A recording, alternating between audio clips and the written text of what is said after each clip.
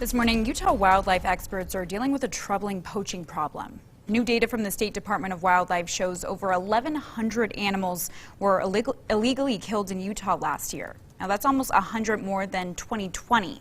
So what's behind the spike? Joining me on Zoom this morning to talk more about this is Captain Chad Bettridge with the Utah Division of Wildlife Resources. Thank you so much for taking the time to talk with us today, Chad. Happy to be here. Thanks for having me. So my first question is, what kind of animals were illegally killed last year? Well, each year we get pretty much every species in the state that at some point illegally killed. Most of the animals that were taken illegally do happen to be fish. People taking too many at their local ponds or up in the reservoirs. But we do have, 180 deer or 113 elk, different things like that. So big game, small game, fish, all types of species are taken illegally. Okay, and so why do you think more people are illegally killing these animals now versus last year? One thing that we're up against a little bit this year is the drought. The drought has a tendency to bunch animals up around water sources and different places where they feel comfortable. So just maybe the opportunity is a little more present this past year. And I do want to mention that taking an animal illegally doesn't necessarily mean that it was intentionally taken. There's mistakes that are made. There's people that maybe don't quite understand all the rules, but it does still count as an illegally taken animal. Absolutely, and I found this very interesting. There's actually less citations issued last year compared to 2020. Is there a reason for that? Hopefully, because not all the citations that we issue are directly related to an illegally taken animal.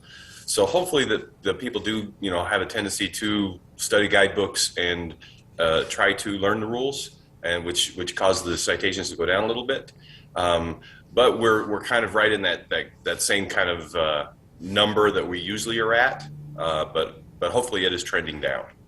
And so what types of things are people most often cited for?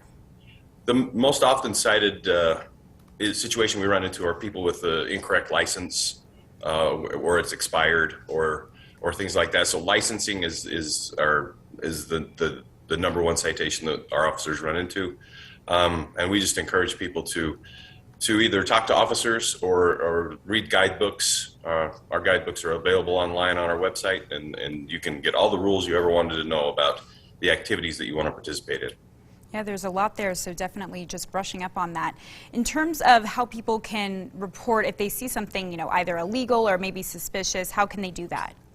The best way to do it is through our Help Stop Poaching hotline. It's a toll-free number that you can call. It's 800-662-3337. That will get you in direct contact with an officer, and then you can relay the information that you've seen, that you witnessed, or that you think may be illegal. You can also download our law enforcement app. It's called Tip 411. Through this app, you can text officers directly, and you can remain anonymous if you choose to. It starts off as an anonymous tip, and you can relay information that way. And both of those ways are really great ways to get in touch with our officers. Okay, and I know that text line was just implemented not too long ago. I think it was last year. Has it been pretty successful so far, would you say?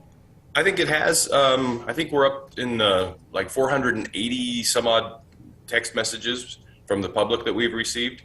Unfortunately, I don't have all the success numbers. We're still compiling those, but we do have numerous cases that we've been able to investigate, and citations that have resulted from this information coming from the public. And like I said before, it can be anonymous, or you can give a phone number and we'll call you right back. So both ways. I think that the Tip 401 has been a successful app. Good. As far as we're concerned.